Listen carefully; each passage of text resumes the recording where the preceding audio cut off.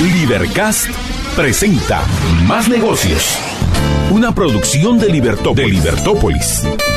Un programa dirigido a todo emprendedor que tiene bajo su responsabilidad las decisiones diarias que afectarán su vida y la de su empresa. Para los empresarios que ahorita van a su casa y mañana llegan a la oficina. Conozca junto a María Dolores Arias, Jorge Jacobs y sus invitados especiales las herramientas más útiles para emprender, mantenerse y alcanzar el éxito en su industria. Estamos en Más Negocios y estamos arrancando con el programa. Gracias por estar con nosotros.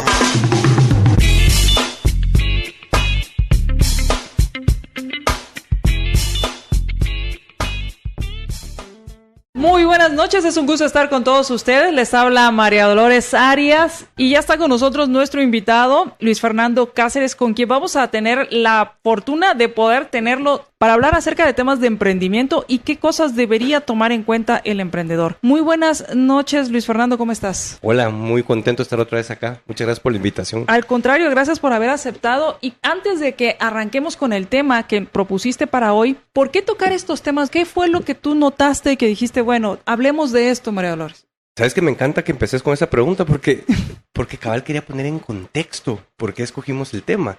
Y sabes que hay alguna realidad ahí que quisiera contextuar con números. Y es que todos sabemos que el guatemalteco, si tú te vas a un café o a una reunión, siempre oyes a alguien hablar, oye, ¿y qué ponemos? ¿Qué negocio montamos? ¿Qué hacemos, no? Sí, ¿no? Y yo quisiera poner eso en contexto numéricamente, y para eso voy a usar los números del Global Entrepreneurial Monitor, que sabemos que es una fuente muy respetable, tiene 18 años de data, metidas más de 200,000 entrevistas, lo pueden ver en gemconsortium.org.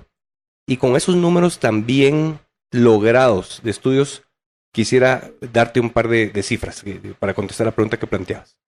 Guatemala tiene en el índice de intenciones de emprendedurismo, tiene el número, digamos, tiene un índice de intención de 46.54, que es ya más alto que el del año pasado, el del año anterior, mucho más alto que el promedio regional de 31.32 y bastante más alto que el promedio global de 21.66.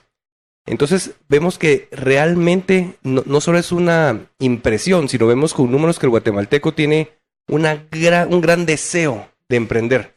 Sin embargo, cuando ves qué tanto lo hace el guatemalteco, entonces ahí ves la historia se invierte, porque estamos en niveles muy altos de intención, pero en niveles muy bajos de ejecución. Estamos abajo del índice regional, estamos abajo del índice global. Entonces, lo que vemos aquí es una disparidad. Guatemaltecos con mucha gana de emprender, pero muy pocos lo logran hacer. Y entonces, yo me preguntaba con ustedes, si te recuerdas, ¿qué es lo que hace ese gran codo en la información? Y creo que es esa ansia, la ansiedad, el miedo a fracasar. Y realmente emprender, todos sabemos, depende a quién le creemos. Hay cifras que dicen 1 de cada 2 emprendedores fracasan, y hay tan altas como 9 de cada 10 fracasan. Pero podemos minimizarlo. Y la idea es tener las herramientas para minimizarlo, porque lo que quisiéramos ver son economías altamente dependientes de emprendedores. Mira, el año pasado 85% de la creación de trabajos en Europa vino de pequeñas empresas. 46% del PIB de los Estados Unidos viene de pequeñas empresas. 46%, es casi la mitad. Es bastante. Es mucho, contrastado con solo una tercera parte del guatemalteco. Entonces, realmente creo que una gran fuente, un gran motor de crecimiento para nuestra economía debería ser el pequeño empresario, el pequeño y mediano empresario. Y sería, digamos, realmente una actividad muy loable que el ecosistema que permite estos emprendimientos se fortalezca, tal que podamos ver esos niveles de crecimiento, ese nivel de importancia. En Italia, hasta 3/4 partes del PIB viene del pequeño y mediano emprendedor. Eso es lo que motivó el tema. El tema es fortalecer e identificar el ecosistema que apoya el emprendedurismo en Guatemala. Ya existe uno, si bien es chico, ya existe, y la idea es fortalecerlo. Y número 2, identificar herramientas que adentro o fuera de ese ecosistema los emprendedores puedan utilizar. Perfecto, y entonces ya que pusimos esto en contexto del por qué y para qué hacer esta serie de programas durante septiembre, arranquemos entonces con uno de los principales retos que tiene el emprendedor, escuchamos en los cafés. Ahora, ¿qué hacemos? Bueno, ¿qué negocio ponemos? ¿Qué podemos hacer? ¿Dónde? ¿Y cómo probar entonces estos conceptos o estas ideas? Sí, y sabes que yo creo que ahí todo parte, decía Mark Cuban, o dice Mark Cuban que todavía está vivo, dice cualquier cosa soporta un emprendedurismo si las ventas vienen ingresando constantemente hacia el crecimiento. Y eso es decir, tenemos el servicio, la solución o el producto adecuado y van a generar ventas. De ahí nos podemos preocupar de que si tenemos un modelo financiero correcto, un modelo operacional correcto, pero si tenemos tracción por nuestro producto, y ese es el vocablo correcto, si tenemos tracción por nuestra solución, entonces vamos a tener una empresa viable. Y entonces debemos de empezar por eso. La persona que quiere emprender, que quiere hacer su proyecto personal, lo primero que debe de validar es si tiene disponibilidad de generar una solución en el mercado que suficiente gente para sostener su empresa lo desee y esté dispuesto a pagar por él. O sea, viabilidad económica, viabilidad de mercado. Hay un lindo libro que entre paréntesis les recomiendo que se llama A More Beautiful Question, una pregunta mejor formulada, quizás sea la traducción. Y lo digo porque entre lo que debiéramos discutir hoy es cómo valido yo si mi idea, si la propuesta de producto o servicio va a tener tracción en el mercado. Como tracción, vuelvo y repito, reitero, que es un grupo suficientemente grande de posibles consumidores que estén dispuestos a pagar el precio que yo requiero para poder estar en el mercado. Y entonces ahí lo que deberíamos de hacer es testear el concepto. Y no sé si quieres que entremos ya directo a hablar de eso. Entonces lo primero es tener una solución que sea viable, y cuando te refieres a viable es que haya suficiente gente pidiéndolo. Y dispuesta a pagar. Esa es la otra parte, dispuesta a pagar. O sea, que haya un mercado suficiente. Suficientemente grande que esté dispuesto a pagar el precio que yo requiero. Porque si no, podrá ser una buena solución, pero si no hay suficiente mercado, el negocio no va a crecer o no va a llegar a la escala necesaria, exactamente. Entonces puede ser nosotros podemos hacer un producto de nicho, pero ese nicho tiene que tener suficiente tamaño, o idealmente tenemos un producto de masa. Pero de cualquier forma, y lo que tengo que saber es que a cierto punto de apreciación, a cierto punto de precio, yo puedo obtener la masa crítica necesaria. En la parte específica de innovación de productos hay digamos, una curva de distribución de adaptación de productos nuevos. Digamos, el vocablo en inglés se me pierde ahorita en español, pero es cruzando el vacío, es crossing the chasm, que es más o menos se da en una curva de distribución arriba del 13.5% de adopción. Si yo puedo lograr una masa crítica y pasar ese 13.5%, que son los que adoptan mi producto en las partes tempranas, los innovadores, si lo logro con el capital disponible, semilla disponible, entonces yo ya tengo, digamos, una empresa que realmente va a ser viable.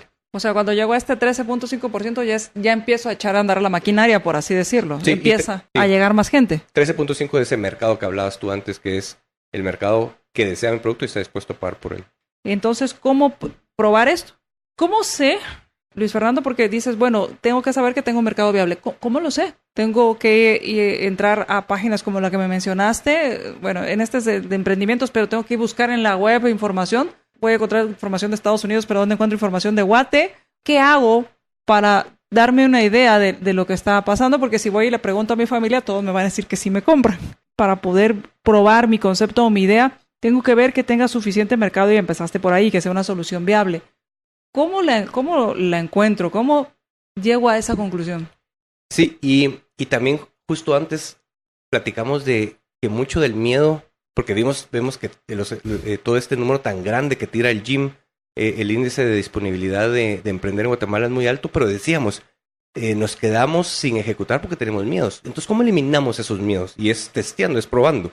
Entonces, siguiendo el tren de ideas que tú planteabas ahorita con la pregunta, es cómo lo hago. Y lo primero es el concepto central, es esa solución, ese producto, ese servicio, cómo lo compruebo. Y entonces, lo primero que tengo que hacer es que para mi propia idea yo tengo que eliminar la ambigüedad. Y aquí tengo que ser exacto, la gente, digamos, típicamente te dicen, escribí un plan de negocios, y por lo menos lo que tenés que hacer al principio es ser muy riguroso en contestar de forma explícita y clara una serie de problemas, que es, tú tienes que saber exactamente cuál es el problema que has encontrado, porque entonces vas a poder dimensionar el mercado. Si no sabes exactamente cuál es el problema que vas a resolver, no puedes dimensionarlo. Entonces, por ejemplo, uno de los clientes que tenemos en Bolt enmarcó el problema como la capacidad de generar comercio electrónico en Guatemala y hacer inclusión financiera. ¿Por qué eso es así? Porque, digamos, es difícil hacer comercio en Guatemala. A ver, te doy un par de datos rápidos. Según Visanet, no recuerdo muy bien los números, pero, digamos, 3 o 4 POS que usa Amazon están en el top 20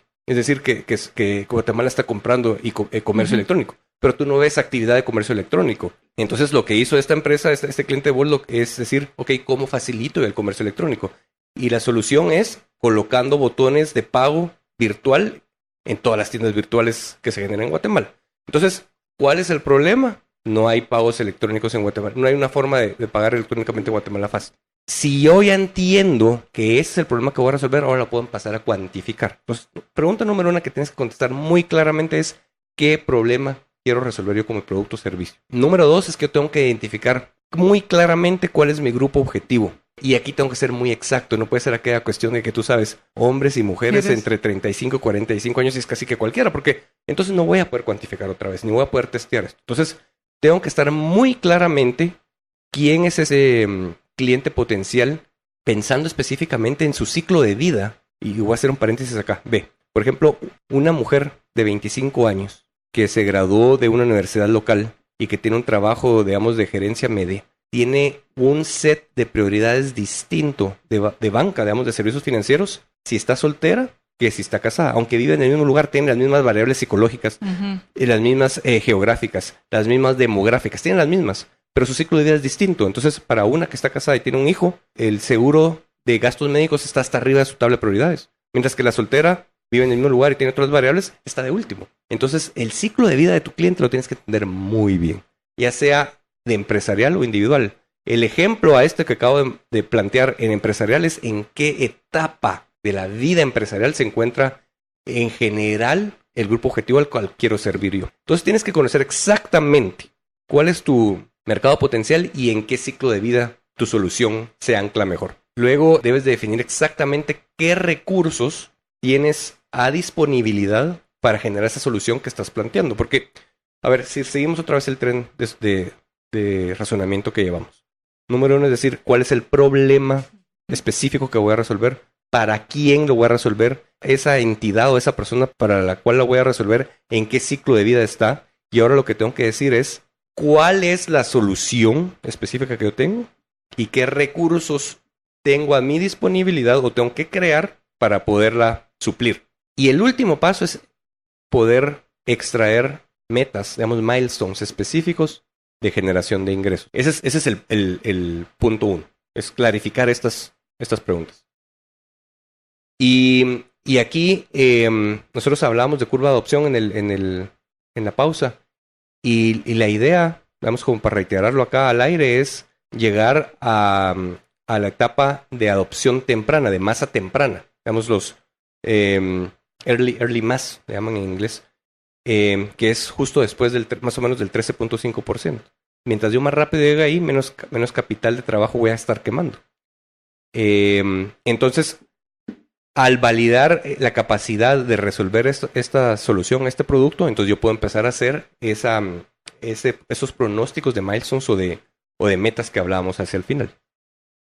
Una vez que eso está establecido, tenemos que conocer muy bien contra quién vamos a competir. Y en 2 planos, competidor directo y competidor sustituto.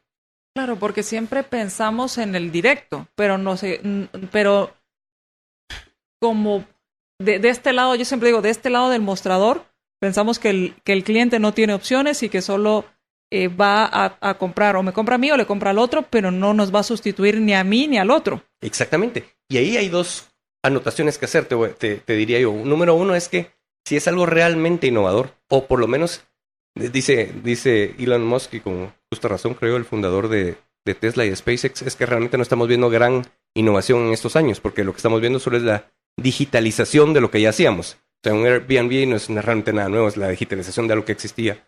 Y Lyft y Uber no es nada nuevo, es la digitalización de algo que existía. Y desde ahí tiene un punto. Pero digamos, si por lo menos vemos una solución que es digitalizar algo que ya existía, o si realmente es innovación, una asunción, una suposición muy importante que vamos a tener que tomar es que aunque lo nuestro sea nuevo y muy innovador, va a salir competencia.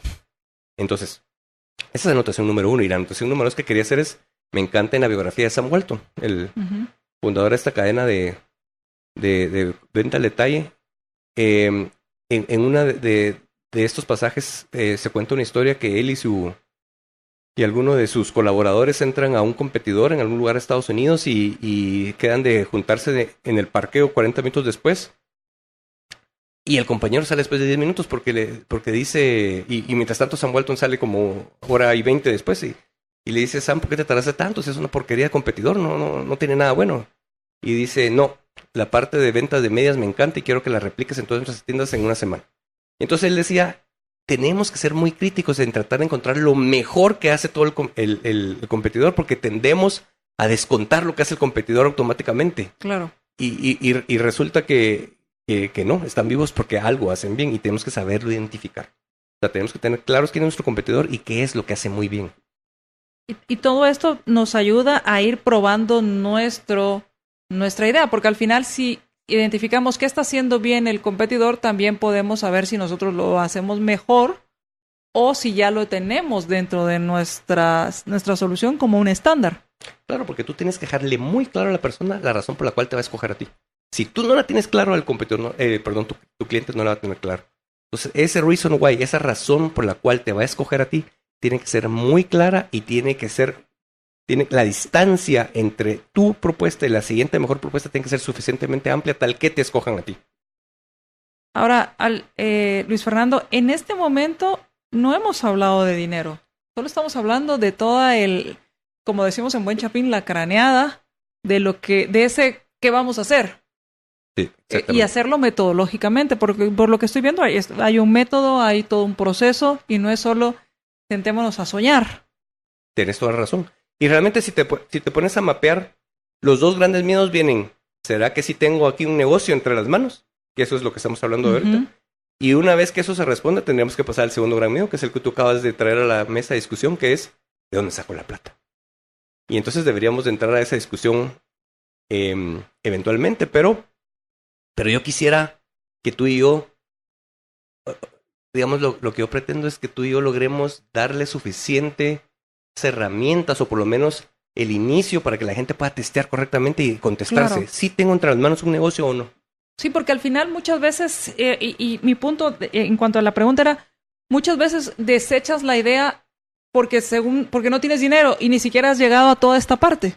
Claro, porque si tienes esto bien definido, y lo hablamos contigo fuera del aire también, ya se ve en el ecosistema guatemalteco ciertas personas que están extrayendo no es la palabra, pero digamos, montando rondas de financiamiento para sostener sus proyectos de empresarialismo. Y al final también son estas preguntas o estas información que es relevante para quien quiera invertir contigo. Eso es exactamente lo primero que van a ver en un pitch deck. Un pitch deck está conformado. La primera parte es ¿cuál es el problema? Siempre. ¿Cuál es la solución que yo estoy proponiendo? ¿Qué competencia existe ahorita y cuál puede existir en el futuro? Esas son las primeras secciones de un pitch deck. Y después ven todo lo demás. Y esto es parte de hacer la tarea. Vamos a ir al corte y cuando regresemos, cuando estoy elaborando esto, lo escribo, ¿cómo lo voy aterrizando para que no se quede solo en ideas, sino que se convierta en algo tangible que pueda ir perfeccionando? ¿Y en qué momento ya he probado el producto o tengo que hacer un prototipo y salir a testearlo en el mercado? ¿Qué debe tomar en cuenta o qué debería hacer un emprendedor para llevar a cabo su emprendimiento? ¿Cuáles son estos pasos, estos procesos, estas metodologías que debería seguir para poder pasar de solo una buena intención a una buena ejecución de qué negocio poner? Tiene que ser un modelo que tenga una solución viable, un mercado suficiente en el cual uno debe responderse varias preguntas. ¿Cuál es el problema que he encontrado? Identificar mi grupo objetivo claramente, y en esto ha sido muy enfático Luis Fernando, pensar en él en su ciclo de vida, ya sea empresarial o personal, exactamente identificar el potencial de mercado que tiene, o sea, el tamaño de ese mercado y cuál es la solución que le estás ofreciendo y cuáles recursos necesitas para esa solución y establecer esas metas de ingresos. ¿Qué debo hacer? ¿Debo plasmarlo en un documento? ¿Debo generar un prototipo? O sea, ¿qué voy haciendo de esto? ¿Cómo voy obteniendo esta información? ¿Y qué hago cuando no encuentro información? Partes de plasmarlo en un documento y un documento que va a tener varias versiones revisadas y de hecho, digamos, hay muchas fuentes que puedes encontrar en internet. IdeaCheck es una buena, pero vas a tener que ir grabando las diferentes versiones que vas creando porque tienes que poder ver, es como un journal, es como una bitácora de cómo vas evolucionando tu idea. Y partes de redactarla tú, investigar, redactar, hasta que te quedas sin poder extraer más información. Y tienes que empezar a testear, a hacer tests específicos. Y los tests específicos los tienes que hacer con prototipos como tú mencionaste. Y digamos, no tiene que ser una cosa muy difícil, una muy elaborada. Puedes empezar con prototipos muy imaginativos. Puedes hacer el landing page, puedes juntar gente del grupo objetivo a darte opiniones, puedes hacer incluso una página de crowdfunding, que en Guatemala se tiende a usar cada vez más, pero todavía se usa muy poco. El crowdfunding es una linda forma de testear si tienes tracción o no. Uno ve el crowdfunding solo como una forma de recolectar plata, pero tiene ese gran uso que es ver si hay tracción para una idea comercial o no. De hecho, para cualquier idea social, pero digamos para una comercial. Tienes toda la razón, porque al final es ahí donde ves si llama la atención o no. Y yo me he metido a ver por curiosidad qué está sucediendo y veo proyectos que tienen el 600% de financiamiento de lo que ellos habían pedido en un principio y tienen un 600%, y otros que no llegan al 40% o al 30%.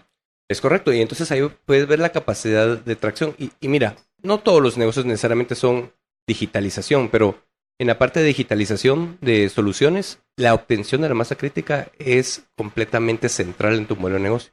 Si no tienes suficiente masa crítica, no vas a tener accesos ni a los mercados, ni a las cadenas de distribución, ni a las soluciones. Entonces, una buena prueba de qué tanta tracción recorre tu producto es sacarlo precisamente al entorno digital.